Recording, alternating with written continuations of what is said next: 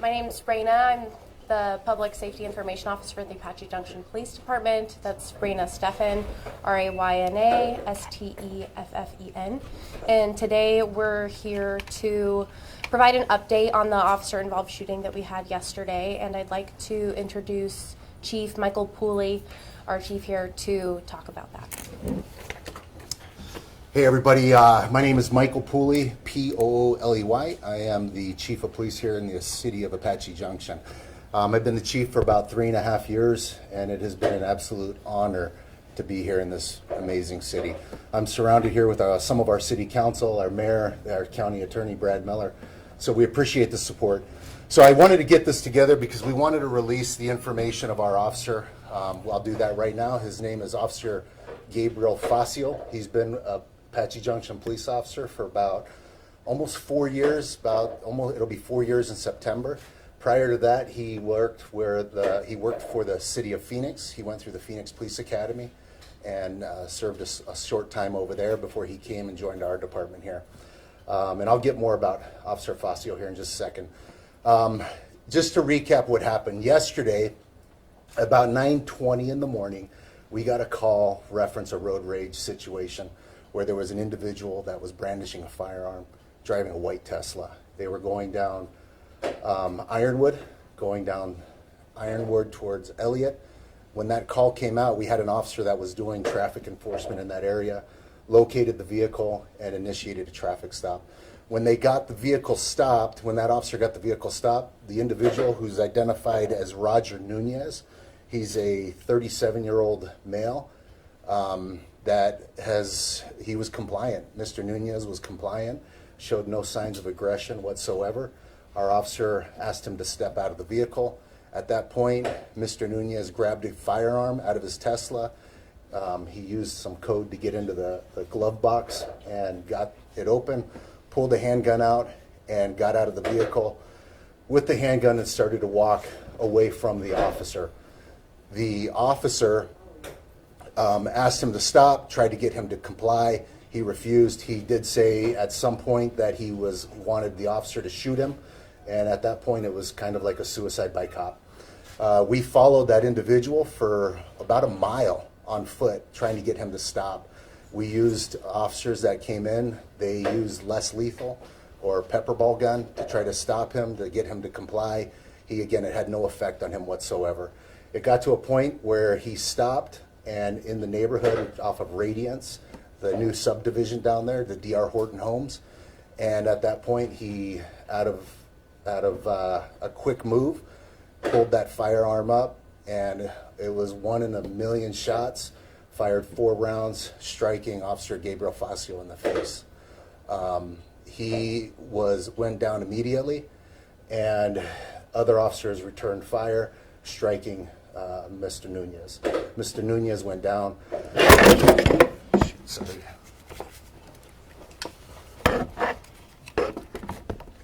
Thanks. So when Officer Facio went down, the other officers on scene immediately recognized that he was in extremely critical condition. They immediately loaded him into the vehicle, the patrol vehicle, and one of our officers drove him to Banner Hospital here in Apache Junction, about 1.5 miles away. When they got there, he was not in good shape. He was in extremely critical condition, and the medical staff there were able to preserve his life to where he is today. He is still in very critical condition, and one thing that we'll tell you is that we need prayers for our officer. He is definitely a fighter, but he is not anywhere close from being in a stable condition. So as things continue to go on, we'll keep you updated. I'll tell you, Officer Facio is kind of the heartbeat of our department. Everybody loves Officer Facio. He's always got a great attitude. He's always here to support anytime we need him. He's married, has 2 children. He's just a wonderful human being and one of my personal favorites. I'm not supposed to have favorites, but I'll tell you, he is one of my favorites. He really is just the heartbeat of this department. And it is very, very difficult for our officers right now. With being here, many of you know I've been the PIO for years at another agency in Tempe, and I've reported on these types of things in the past, but as the chief, it's a different responsibility. And for me to see one of my officers and visiting with him and his family at the hospital, it is heartbreaking to see one of your strong, tough officers in a very dire situation. So again, we ask for prayers and comfort for the family, support from the community. If there's anything that we need, we know that we have a community that supports us, and we really do appreciate that. So that being said, I'll answer any questions. Chief Foley, Kenzie Beach with Fox 10. Can you speak to, men and women like your department across the whole valley put their lives on the line every day. Can you speak to these types of attacks that we're seeing an increase of and what it does to an entire department? Yes, so the question was to speak to these types of violent acts towards law enforcement. We are seeing an increase in these types of acts, aggression towards law enforcement. It's unacceptable. It's something that our officers, we talk about on a daily basis, and we prepare ourselves for. We know that the 99% of the community supports us, and they're compliant, and that they do everything they can to be there for us when we need them. But there is a contingent that they don't care what uniform you have. They don't care your role, your responsibility, and they take any type of aggression that we've seen, just like we saw yesterday. Like I said, Officer Facio is a good man. He's a family man. He's a husband and a father. He wants nothing but the best for the city of Apache Junction and the entire state of Arizona. And when you go up, we don't know what's going to happen each day with our officers. We don't. We know that they're going out into an area where there is dangerous individuals like we encountered yesterday. Chief, AZ Family News here. I'm Stephanie Gray. Can you talk about the suspect, and can you talk about if this person had any warrants out? What's his criminal background? Can you talk about just all of his background if you have it, and then, with this considered also a mental health call if he went in to grab his gun out of his car? Yes, so thank you. The question was to give some more information about the suspect. Roger Nunez, he's 37 years old. Chief, I believe it's Robert Nunez. Robert Nunez, we'll confirm that. Robert Nunez, he is, there's very limited criminal history. It was something where there was not a lot that this guy was on our radar for anything. And again, it's one of those things that's part of the investigation to see if this is something that there were signs that there were people that could have understood and jumped in before it got to this moment. Right now, there's no indication of anything. So we're trying to figure that part out, and we're trying to really put those things together. Was the gun registered in his name? Was he a concealed carry? No. So that brings up a good point. Hey, Chris, can you hold that door open so it stops making that noise? It makes that noise because of people in motion. Even if it's open? Even if it's open. Okay. Sorry, guys. So just so you know, the gun that was located was a ghost gun. A ghost gun is a gun that's unmarked. It has no serial numbers. That's part of the investigation that Mesa Police Department is going to be doing, is where did that gun come from. He was not a prohibited possessor. He was not anything to indicate that he was a violent felon or anything. But we do know that he was not in his right state of mind yesterday, especially when he made the decision to fire at our officers. Is he an Apache Junction resident? He is. He did live in the new community down south. Yes. So what are next steps for the officers that were there on scene? Obviously those who fired, how many shots were fired by officers? Will they be on administrative leave? And then for those that witnessed this, are there resources for them? Thank you. So the question was what the other officers that were involved. We did have 4 other officers that fired their firearm. Those officers are all going to be on paid administrative leave. That's normal process. I was with them. They were all at the hospital today. And I'll tell you, being together and staying together was the most important thing for them right now. A lot of their spouses and significant others were there as well. We had a lot of other officers that were on scene that assisted, that did not fire their firearms, and we're making sure that we get them the resources that they need. These types of situations are the things that they'll carry with them their entire career and the rest of their lives. And there's no doubt in my mind that they're replaying this every single second of what they could have or should have done better, or what they think they should have or could have done better. But we're not here to talk about that right now. We are just here to show our support for them and to let them know that we're here to stand with them.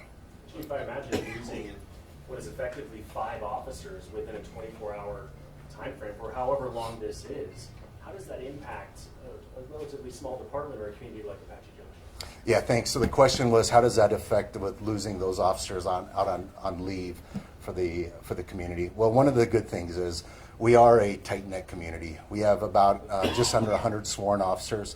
We're a total staff of about 150 here in the city of Apache Junction Police Department. We know everybody. We have this building, so everybody knows everybody. We know everybody's business. We just very tight-knit. One of the things that we also are in law enforcement, our entire East Valley and the Valley of Police Department and law enforcement agencies are very supportive. Other agencies have reached out to us asking if we need coverage. They're willing to cover. You know, being certified in the state of Arizona allows you to work in another city, and we may have to take them up on that. We are monitoring our operations. We're monitoring calls for service and making sure that the residents of a city of Apache Junction continue to have the excellent service that they get every single day. I know that Mace is handling the investigation, exactly what happened, but you mentioned being with those other officers. It sounds like they did everything right, and I imagine you're fairly proud of how quickly they were able to respond to everything. Yes, you know, thank you. The question was, or talking about how I feel towards our officers that were there. I am very proud of our officers. Anytime our officers go out on the street, you know, I'm a hugger. I give all my guys a hug as much as often as possible because you never know what's going to happen. I gave Officer Facio a hug last week, and not knowing that was going to be the last time I gave him a hug before this happened. Our officers train very hard for these types of situations. Luckily, we don't have a lot of violent crime in the city of Apache Junction, so this does shake us. It shakes our officers. It shakes the entire department and the entire community, which is why we have so many of our city council here, our county attorney, that show the support, because these things don't usually happen in our city. And I am proud of them. I'm very proud of them. And you know, we're going to learn from this too. Was it perfect? Who's to say? You know, but we are going to learn from it. We have to. Anytime that something like this happens, we think, how could we have done something differently? But I'll tell you, had those officers not reacted the way they did, Officer Facio would have lost his life yesterday on that street. There's no doubt in my mind. And I met individually with each of those officers, and I let them know. And with tears in my eyes and tears in theirs, they appreciated knowing that they were able to save him for that point. But in closing, I just want to reiterate, Officer Facio is fighting for his life. There's no doubt about it. He is a fighter, but he is fighting for his life, which is why I'm coming before the community right now to just ask for any support for the family, for Officer Facio, and for the men and women of the Apache Junction Police Department and the entire community of Apache Junction. As the chief, this is your worst nightmare. I was on a plane yesterday to Orlando in the morning. I left at 8 in the morning and got a text mid-flight and talk about helplessness and how you feel just completely helpless. And you know, the airlines were great. They got me on a flight right back, right when I landed in Orlando and got back out here. But you know, to be here with the men and women of our department is what we are here for. I appreciate you guys coming out and covering this story. This is an important topic. Every officer that works in uniform, whether you're a sheriff's deputy or a trooper or a police officer for a municipality, we do this exact same job, and we are faced with the exact same dangers. And oftentimes, sometimes, we have situations like this. And again, we ask that you keep Officer Facio and his family in your prayers, and we hope that we can report something back even better in the next couple of days. Thank you. Chief, real quick, any Yes. charges being recommended to the county attorney's office for Mr. Nunez? Yes, they are. Like I said, the Mesa Police Department is taking primary on that, but they are going to be charging right now with aggravated assault, multiple counts of aggravated assault, even from the road rage incident as well. Can you speak to the type of gun that may have been used by the suspect? So the question was the type of gun that was used by the suspect. Again, it was a ghost gun, which is a gun that's can be manufactured in different pieces, and even sometimes 3D printers. But it's a gun that's not marked. It was a handgun that was used, and that's as much as I can give right now. And was that Robert Nunez white Tesla? That was his car? Yes, it was. Yes, the white Tesla did belong to the suspect. So. You mentioned the community support. Just what's the best way for them to offer their support right now? Lots of people that are going to want to help. Yeah, so, the question was how can people support? You know, I'll tell you, I believe in prayer, and I pray. I think any kind of prayers for comfort for the family, for Officer Facio, would be something that anybody and everybody can do at any point and anywhere, in any location. As far as going on, if we have a fundraiser for him, we'll let you know. We're kind of waiting to see what's going to happen and see where we go from here. So I appreciate that. We have that form that we just put out Oh, on yeah. social media as well. On social media, we have a form that we're going to give to the family for people that may have known Officer Facio or that just want to share a message of support, that they can do that, and it's on our social media as well. So, yes, ma'am. I'm Patricia Skipper. I was just wondering if we could have a moment of prayer, silent prayer, before you end things. Yeah, we can do that right now, and then we'll end. So if you can just join me with a moment of silence.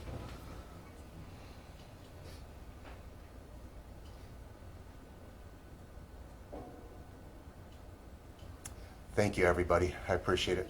Thank you for coming out. All right? Thank you, sir.